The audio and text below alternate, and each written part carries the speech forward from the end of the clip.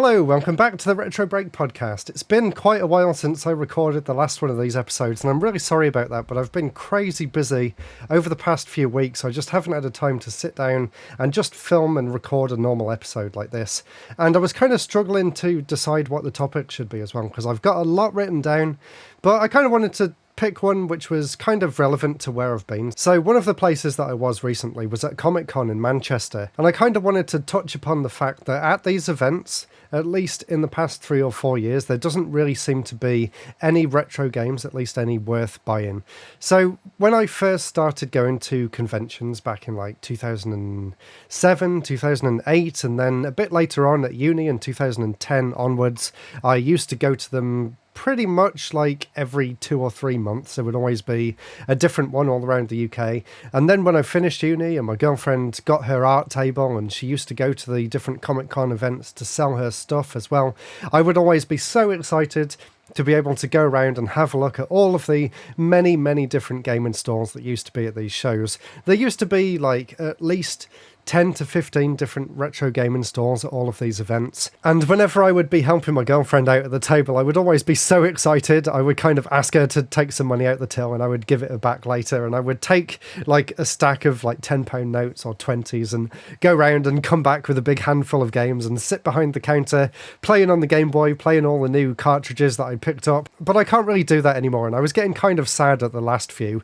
I would go around and have a look and like come back with things like stickers and maybe a little poster or something, but it's not really something that you can do anything with. Not like sit down and play a game for like half an hour or something. I remember way back in, I think, London Film and Comic Con about 4 or 5 years ago, I picked up Kirby's Dream Land 2 for the Game Boy, and I literally sat there behind the counter while Sarah was selling her art and stuff, and I was helping out a little bit, but most of the time I was just focused on playing Dreamland 2 on the Game Boy.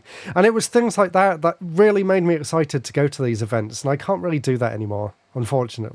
But in the past few years, since COVID, a lot of these vendors have decided for whatever reason that it's not really worth doing anymore, because at MegaCon in Birmingham, at London MCM, at MegaCon in Manchester now, and I'm presuming at MCM later on this year, there's only really been like 1 or 2 stalls, and Wales Comic Con in Telford as well, that was another one. There was only 1 stall there selling games as well. So I've been kind of wondering, like, what's happened? Where are all the game stalls at these Comic-Con events these days? I did ask a few people, and I think I've got the answer, and I really hope that they start to come back as well.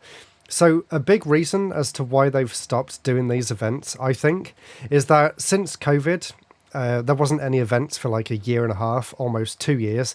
So a lot of the people who made all their money by traveling around the UK and doing these different shows had to come up with different ways of making revenue while people couldn't actually go out. So they ended up setting up their own websites and selling that way, or selling on eBay. And some places have even started setting up their own brick and mortar stores too. So for example, if you remember the shop Deadpan Robot, they used to sell a lot of modded Game Boys and Game Boy consoles and things. And they would be at every single one of the MCM events. They've basically stopped doing events completely just to focus on their website and their new shop that they've set up in Birmingham, which hopefully I'll be able to take my camera to and do a tour for them at some point in the near future.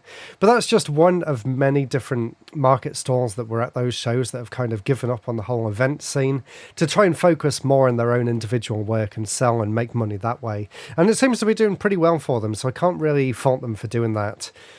Another reason that I think there's less than usual is because a lot of these vendors make a lot more money at the actual dedicated gaming markets that are on around the UK, rather than going to these sort of multimedia events like MCM and MegaCon and Wales Comic Con and different events like that. They would rather go, I think at least, to something like the London Gaming Market or like Play Expo, which hasn't been on since COVID either, and I'm really looking forward to that. The next one's on in Blackpool in a few months time, and I'm going there, so let me know whether you're going. Maybe we can do some sort of meetup while we're there. I think it's in October or November, something like that, towards the end of the year. So hopefully there'll be a lot of retro gaming vendors at that show. I've got my fingers crossed anyway. But yeah, I think a lot of the vendors have just given up on MCM because it's too generalised. And it's not just gaming vendors that I've noticed have started dropping out of the show as well. When I was at MCM in London, there wasn't any big companies there at all. There was no Nintendo, there was no Sony, there was no Sega, there was no Microsoft. There was no Square Enix. Usually all of these companies have really big booths. The second hall at MCM was just completely empty. It just had a few little stalls. There was a big Genshin Impact thing, but that was literally it. And then the other side of the hall was just all of the different market stalls. But like I was saying, it's not just games that are missing.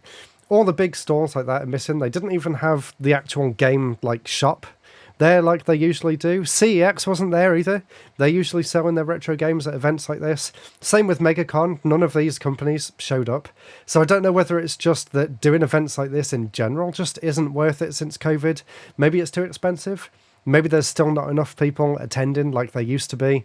But as well as that, I've also noticed that there's a few other things that I used to love buying back in the day, back at college and uni when I first started going to these shows. There's no manga DVDs and Blu-rays anymore. They've been pretty much completely wiped out from the show. I used to love going there and picking up a new anime film or a new anime series and then going home and watching it. I always feel like having a physical version of something makes it a lot more exciting to me and makes me kind of want to put in the effort to sit down and actually watch something. I know that a lot of people these days would just rather stream online, and maybe they'd rather buy their games online as well, and that's the reason why they're not showing up. But it seems like a lot of things at MCM are either fan art now, which is really good. I've got nothing against fan art, of course. I go around and buy loads of it, but it'd be nice if there was more of these actual physical items related to games and anime. And as well as games and anime, manga as well. I noticed that there's nowhere selling manga books anymore. There used to be, of course, Tokyo Pop selling hundreds and hundreds of books at a discount. There was a really great stall called Sheffield Space Centre, I think, which doesn't go to these shows anymore either. And while I was at uni, when I was going to all these different Comic Cons, it was a huge way that I managed to bolster my collection through uni. And some of the prices there were really good too, like way better than later in the 2010s, for example. So I'm really glad that I did get to have that experience of going around MCM, going around things like Hyper Japan, Play Expo, things like that, and just buying loads of really, really cool and exciting games. And of course, over on my YouTube channel, RetroBreak, I've done loads of videos from London Comic Con, Birmingham, MCM, memorabilia, all those sorts of things over the years. So there's plenty to look back on, and you can kind of reminisce about what the events used to be like and kind of be a little bit sad about where they've ended up today. But that's just my experience. Maybe you feel differently. Maybe you feel that it's good that the shows are kind of moving on and becoming their own thing too. Again, going back to my point that maybe gaming markets have kind of taken some of the limelight away from people who used to sell at Comic Cons. Back at uni, I remember getting loads of games at Comic Con. Like there was way more stalls and even later in the 2000s. But when I'm thinking about it now, gaming markets didn't really start until about 2014, which was the year that I'd left uni, and already since 2014 up until 2020 when COVID hit, I could already see it starting to decline, and I could already see a lot of stalls kind of moving away from that and going to things like the video game market up in Doncaster or the London gaming market, or more recently the ones in Birmingham and places like that. I feel like more and more people are moving to those more specialised things rather than the general things these days. But back in uni, I would literally come back with bags and bags full of games. And I remember in my third year, I took a picture at the start of the year of my shelf, and then I took a picture at the end of the year. And by the end of the year, the whole shelf, like the one I've got behind me right now, was just full of retro games that I'd picked up from the various MCM events that I'd been to throughout that year. So that just goes to show how much better Comic Con used to be back then. At least for me personally, and what I'm interested in. So it kind of has gone downhill in a lot of ways for a lot of different collectors' points of view. And I'm still trying to piece together why I think that is. But let me know in the comments or using the audio reply if you're listening to the podcast. Why do you think that Comic-Con and MCM and stuff like that have kind of gone downhill from a collector's point of view? Do you think that retro gaming vendors will start to come back, or do you think, kind of like how I've pinpointed it, that they'd rather just do the gaming markets and steer clear of these more general Comic Cons?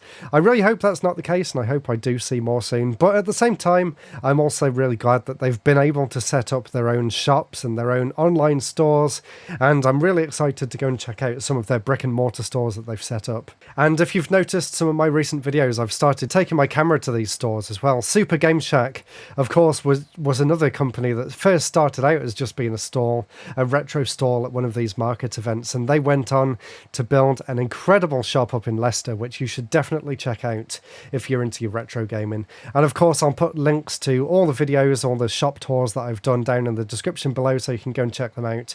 Super Game Shack was just amazing. And that's it for now. Just a nice, quick little podcast episode to let you guys know that I haven't forgotten about the podcast, for one thing, and as well to let you know that I'm a little bit disappointed at the state of these shows at the minute. But I'll maybe make a follow-up episode when I'm at MCM in London later in the year. Maybe there'll be more next time. Who knows? I mean, the world is slowly getting back to normal, so maybe that means that more game shops will start showing their faces again soon. Because I've kind of stopped doing videos from MCM and Comic-Con as well, because there's just not that much for me to show anymore. So anyway, hope you enjoyed this episode, hope you're all keeping well, and stay tuned, subscribe to the podcast on wherever you're listening to it, because I will try to make more regular episodes now that my schedule's calmed down a little bit, and hopefully that counts for the main YouTube channel as well. Anyway, that's all for now. Thank you so much for listening, and stay tuned. Goodbye.